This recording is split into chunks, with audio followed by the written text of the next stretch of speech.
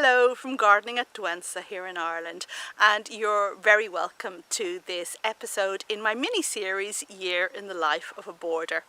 So today we're going to look at November and December of the green border, which is this one here behind me. Each month we come along and follow this border through the months of the year, looking at what needs to be done work-wise and what is looking superb.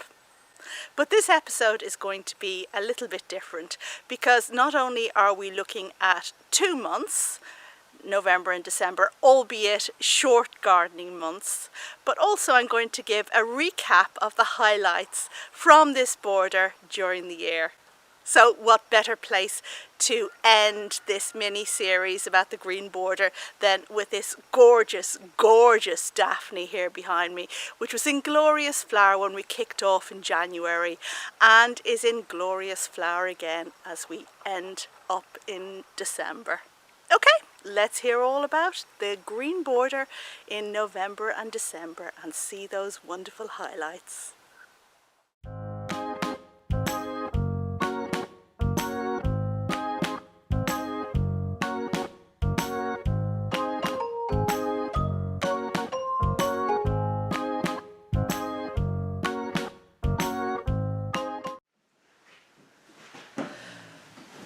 And that's enough of the great outdoors for me just at the moment.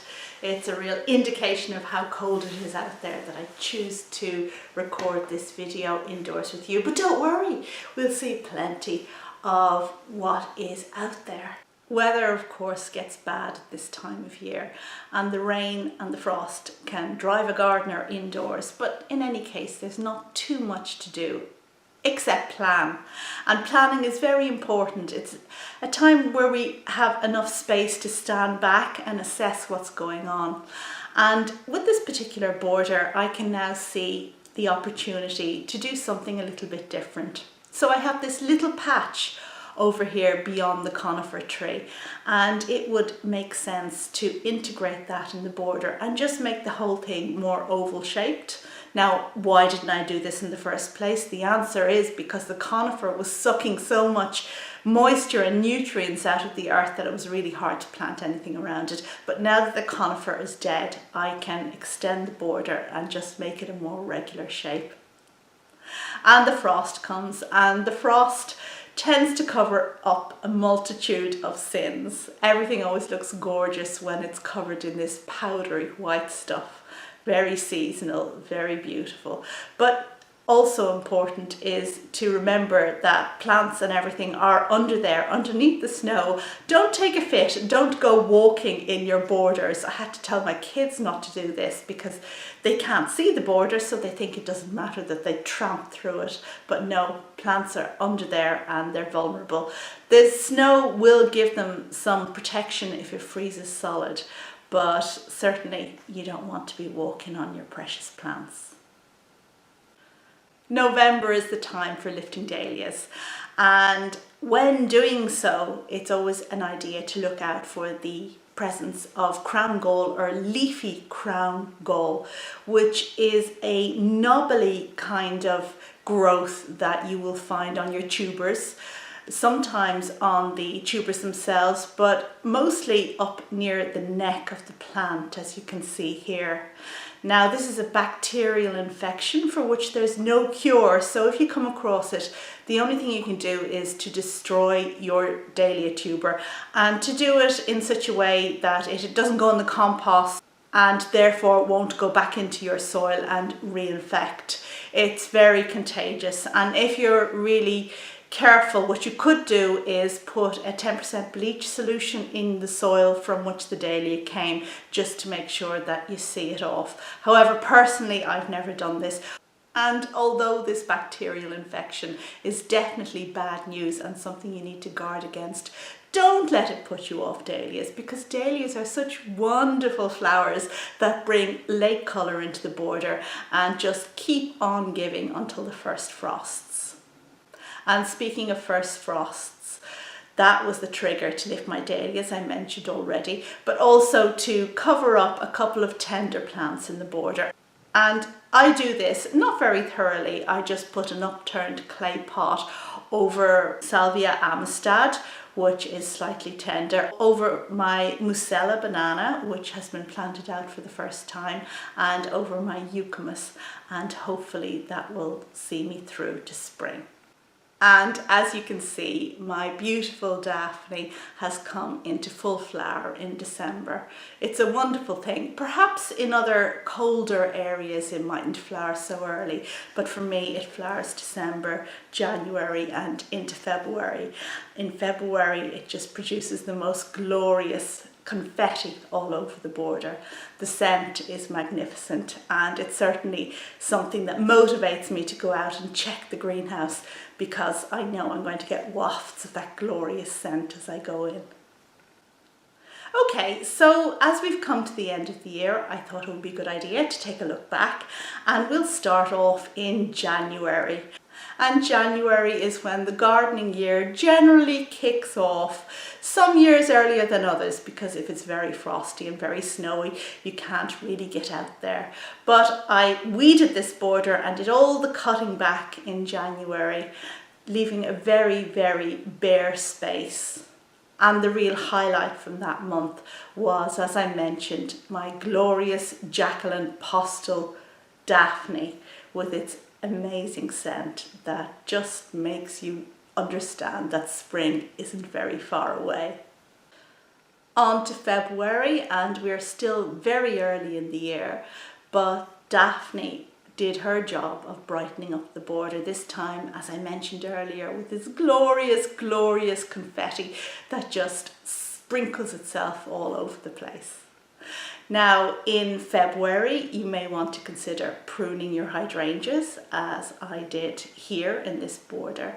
And also I took the opportunity to tackle this big conifer tree, which has been shading out the border for a long time. I decided to give the tree a chance to cut it back and try and get it into some decent shape so that it could add something rather than just suck life out of the border.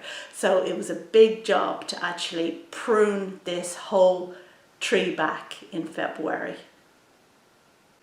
Plants just beginning to come into growth in February, and that brings us to the end of the very short month of February and into March, when the glorious blue Chinodoxa, glory of the snow, just scattered itself around the border, making a glorious and sweet, dainty blue carpet. So these are tiny little bulbs that present with blue flowers, a bit like Scilla, if you know Scilla. And I have numerous ones here in the border in great sweeps, and they looked absolutely gorgeous in March. Of course, in March, everything had grown just that little bit more. And there was a little bit of weeding to do, as there always is. And this is the time when I first noticed the virused tulip. So tulips foliage was presenting at this point in time, although no flowers yet, and I noticed I had a virus on a couple of my tulips in the border. And so on to April, and this is the first time that this green border truly shines. In April it was awash with beautiful tulips, mostly red and orange shades, which I absolutely love, and I just think in spring they give such vitality to the border. Euphorbia looking really glorious at this stage as well, with its orange flowers and really healthy, vibrant foliage. And as if the cacophony of fabulous tulips was not enough in April, what I also had was my cherry tree in glorious white double flower. So that made an amazing backdrop to the red and orange of the tulips. A super thing and glorious in its own right. And I think it can be quite difficult to find a shrub or bush, something tall, that's in flower at the same time as the tulips. So if you can find something, then make sure that you plant them close enough to each other so that you can appreciate that combination.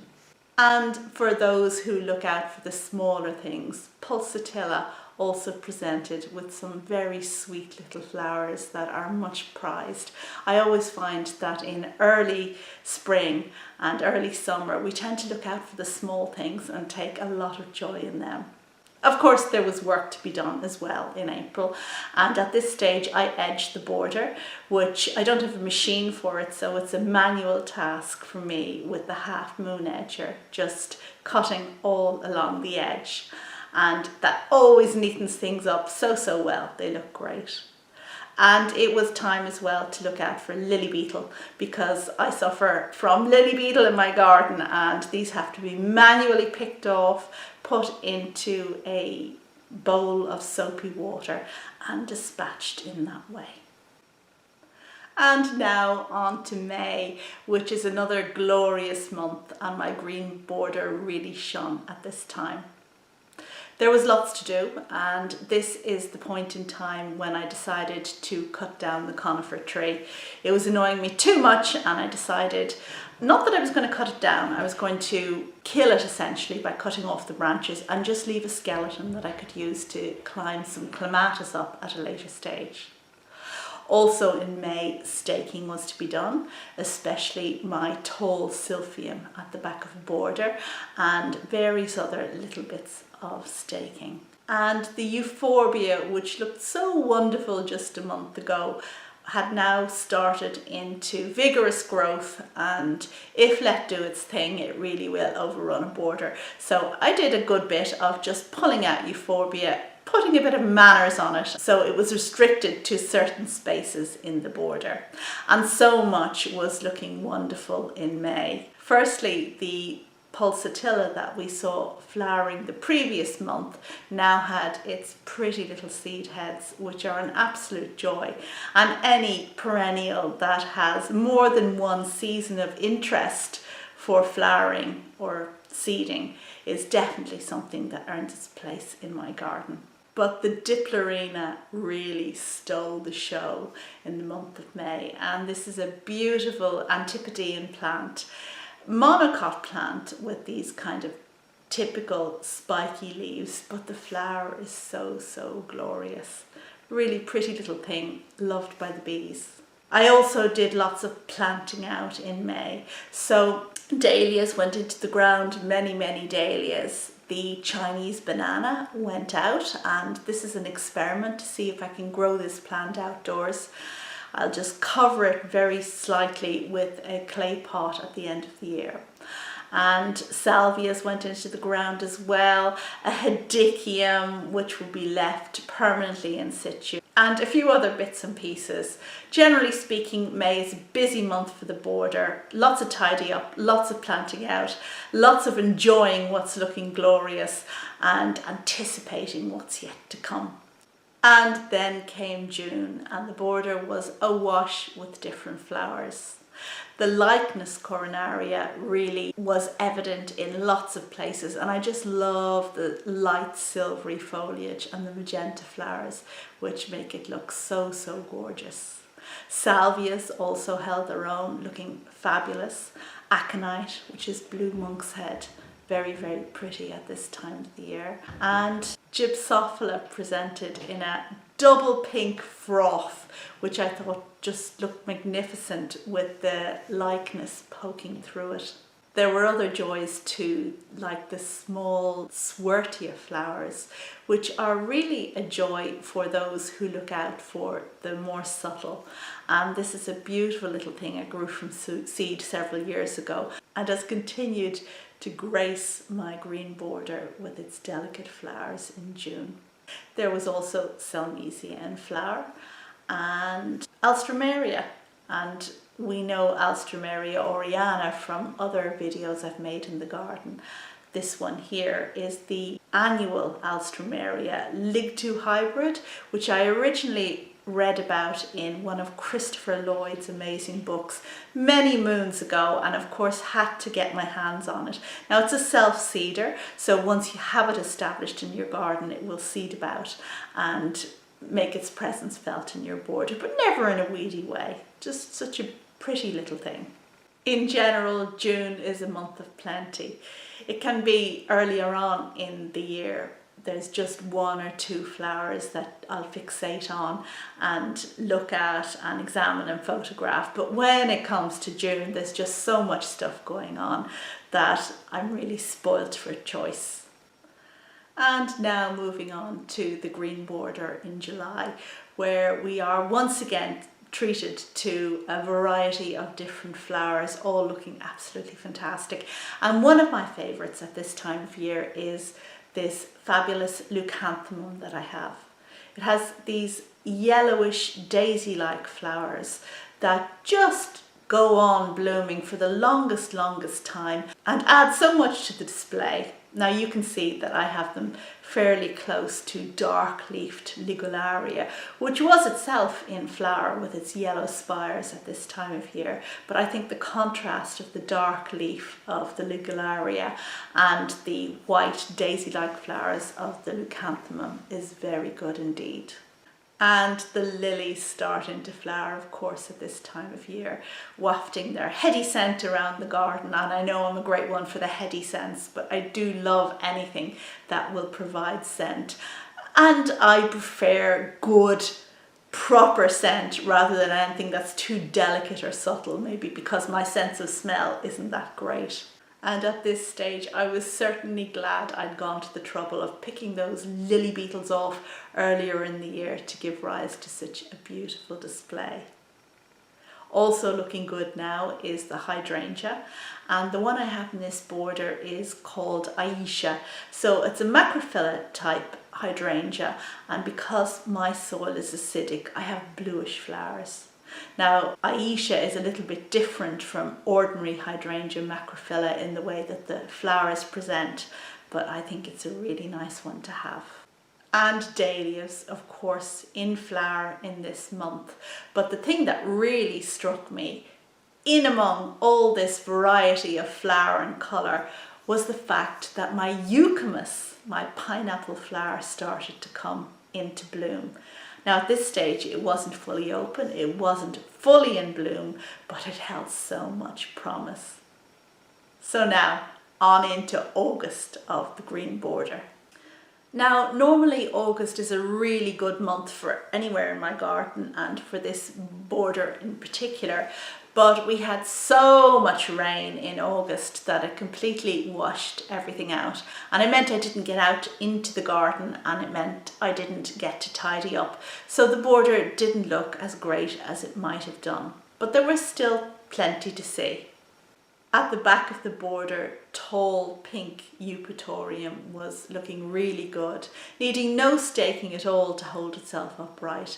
And my yellow daisy-like silphium that I'd staked earlier on came into flower at this stage. Now, because of all the rain and everything, the staking didn't seem sufficient even at this early stage, but I let it be all the same. And of course the eucamus, the wonderful pineapple lily that I mentioned the previous month, came into glorious flower at this stage and looked amazing. Now I put a stake on it, this kind of metal cage, just to support it a little bit better, which is always a little bit tricky with something that has a bulb under the ground because you don't want to spike the bulb with the legs of your stake. But I seem to have managed okay, and this flower was just so beautiful and really exotic looking, unusual for Ireland at least. I was very pleased to see it shine. And I had hollyhocks coming into flower too.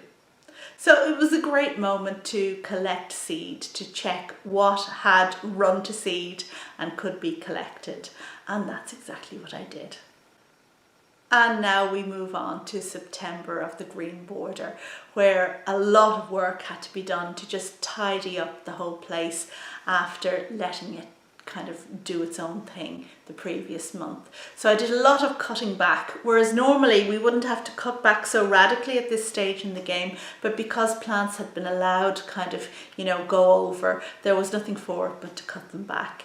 And for anybody who's particularly interested in how to keep the show on the road, keep those flowers looking wonderful through the summer, then I will link at the very end to a video I made about being beware of the browns of July, because in July, whereas everything is really glorious, that's when autumn can insidiously work its way into your border, and you have to be aware and on the ball in cutting out anything that will give that autumn appearance to what you want to be a beautiful summer flowering display. So I did lots of work in September, cutting back prematurely perhaps, but there were delights to be had as well. The euchaemus, of course, kept on flowering gloriously, and my colchicum water lily bulbs opened up, looking really pretty with their double pink flowers. The yellow flowers of the Azorian leontodon was also looking good, and I can't wait for this to clump up and make a striking clump at the front of the border. The silphium at the back with its tall yellow daisies had to be cut back because it was really just demolishing the stakes I'd put on it earlier, and that was a shame, but cut it back I did, and as a result the borders started to look a whole lot neater. And of course the hydrangea looking super, together with the grasses. Let's not forget the grasses, because grasses do such a wonderful job of adding an element of movement to an otherwise very stagnant border. I don't mean stagnant in a kind of dirty water way, I mean stagnant in the sense of still and not moving. And you want that, you want to have the feeling that your border is moving and part of life and a flutter with butterflies and bees, and grasses do a super job there. And in September, I finally got my hands on 3 beautiful clematis and planted them on the skeletal stump of the conifer I had cut down recently. And I'm expecting those to do amazing things next year. 2 of the clematis are early flowering Montana types, and the 3rd one is later flowering. So in time, they should make a wonderful display. And I also planted out a pretty blue gentian that I found in a garden centre, which I think is going to look glorious beside my pink colchicum. The 2 will make a dream team.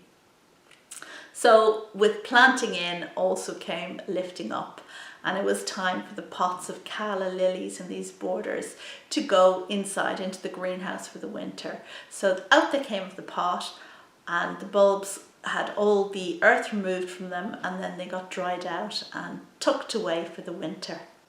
And now we come to October of the green border, where everything is just beginning to wind down for autumn. But there's lots to be done, lots of work to be done, and this was the moment when I planted lots and lots of tulips in there. Now the tulips I chose are the type that will come back year on year, not ones that flower only once. And if you want to find out more information on how to choose tulips that will come back, then I will link to a video I made about just that not very long ago.